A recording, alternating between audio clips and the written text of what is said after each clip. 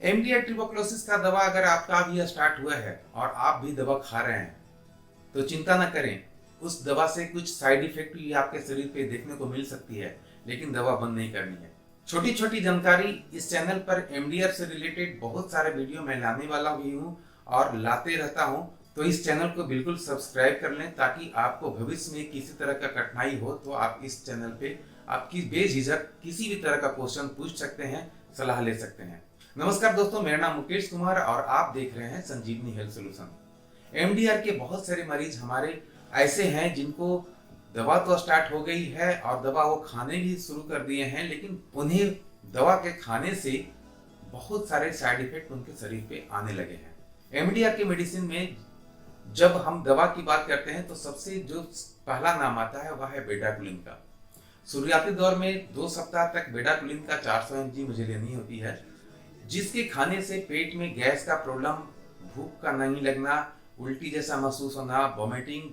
बहुत सारे व्यूअर हमारे ऐसे हैं जिनका कहना है कि कोई भी दवा अगर हम लेते हैं तो उल्टी महसूस होती है। दोस्तों, मैं इस बात को क्लियर कर दूं कि आपके शरीर में यह दवा पहली बार जा रहा है तो बहुत सारे दवा एक साथ अगर आप लेते हैं तो आपको उल्टी होना आमूमन बात है, क्योंकि दवा का साइड इफेक्ट, बहुत सारे दवा का साइड इफेक्ट होता है, लेकिन घबराना नहीं है। बेडाक्विलिन 400 mg जब आप लेते हैं और आपको उल्टी हो जाता है या मतली आता है, वॉमिटिंग टेंडेंसी रहती है, तो आप याद करें कि दवा एमडीआर की कोई भी दवा लेने से आधा घंटा पहले आप एक टेबलेट उल्टी का, जैसे ऑनडेम हो या कोई भी दवा हो, पेरिनॉन हो, आप उसे ले लें।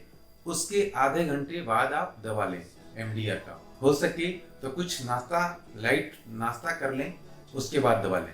दवा खाने के क्रम में पानी का ज्यादा उपयोग न करें, पानी का उपयोग उतना ही करें जितना भर आप दवा निगल सकें। पेट में गैस का बनना, भूख का नहीं लगना, उल्टी जैसा महसूस होना बेडाक्विलिन की वजह से हो सकता है। कभी कभी तो किसी किसी पेशेंट को हार्ट बीट बढ़ जाता है, किसी किसी पेशेंट को बहुत ज्यादा जलन होता है, पेट में गैस बहुत बनता है। आप चिंता न करें, क्योंकि 400 mg का दवा आपको अगले 14 दिन तक ही दिया जाएगा, 2 सप्ताह जिसे कहते हैं, और उसके बाद 22 सप्ताह तक 200 mg आपको सप्ताह में 3 दिन लेना होता है। तो जो कष्ट शुरू में होना है वो होगा, घबराएं नहीं, बिल्कुल दवा को लें। अगर ज्यादा हो रहा है, अगर ज्यादा टेंडेंसी है उल्टी का और उल्टी हो भी जा रहा है, तो हम उसे इस तरह से भी ले सकते हैं कि उसके डोज को हम तोड़ दें इन द सेंस कि सुबह में अगर 200 mg ले लें, दोपहर में 100 mg ले लें और शाम को भी 100 mg ले लें।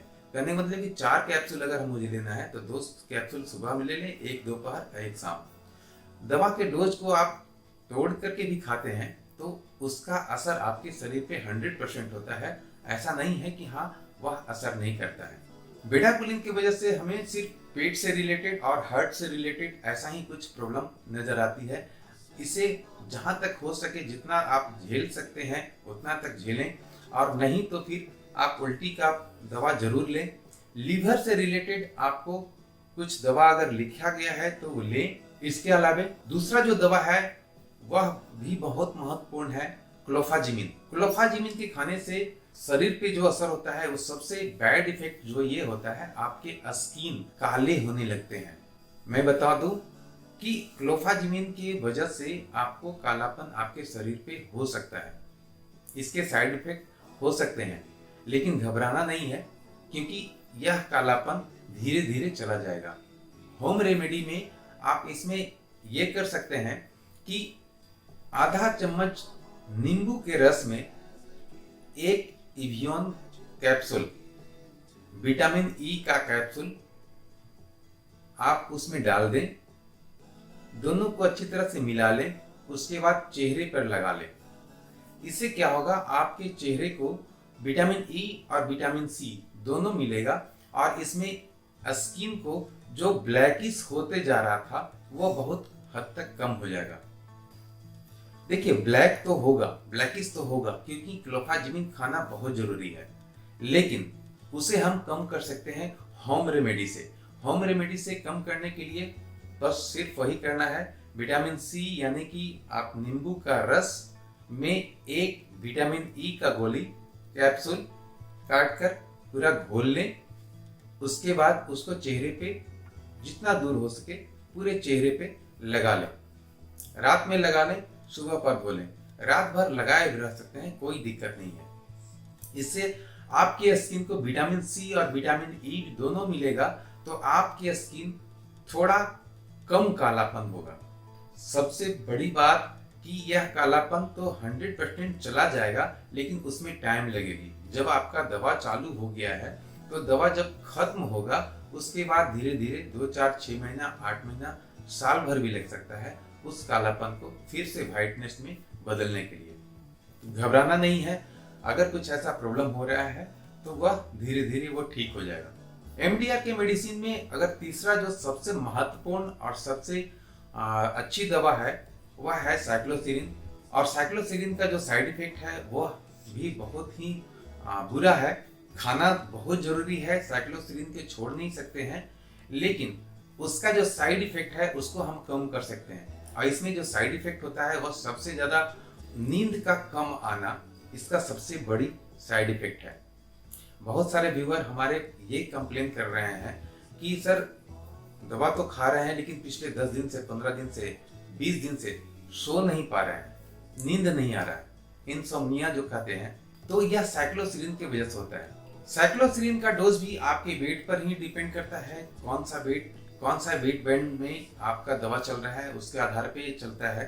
उसमें 500 mg, 750 mg और 1000 mg तक की दवा चलती है, किसी का 250 mg भी चलती है। साइक्लोसिरिन से जो आपको साइड इफेक्ट हो रहा है, नींद की कमी आ रही है, मेंटल डिसऑर्डर हो रहा है, उसके साइड इफेक्ट को कम करने के लिए सबसे महत्वपूर्ण है कि आप पहले देखें कि आपका वेट बैंड जो है वह किसी एक दूसरे के बॉर्डर लाइन पे तो नहीं है।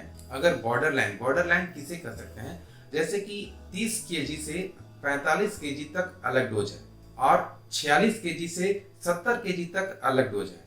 सपोज करें अगर 45 kg है तो मुझे तो 30 से 45 वाला डोज चलेगा, लेकिन अगर 46 है तो मुझे 46 से 70 वाला डोज चलेगा।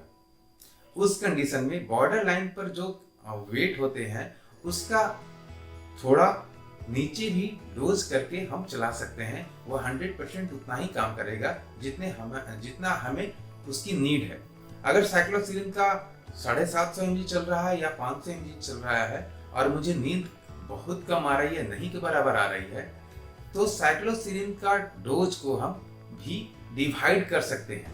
कहने का मतलब कि आप सुबह, दोपहर, शाम करके भी खा सकते हैं। अगर 3 टैबलेट 250 mg का दवा लेते हैं और 3 टैबलेट खाते हैं तो उसके 3 बार में खा सकते हैं। अगर 2 टैबलेट लेते हैं तो उसको 2 बार में खा सकते हैं। दोस्तों, साइक्लोसिरिन, क्लोफाजिमिन और बेडाक्विलिन, यह तीनों का साइड इफेक्ट और उसका उपाय, उसको कम करने का उपाय मैंने बताया।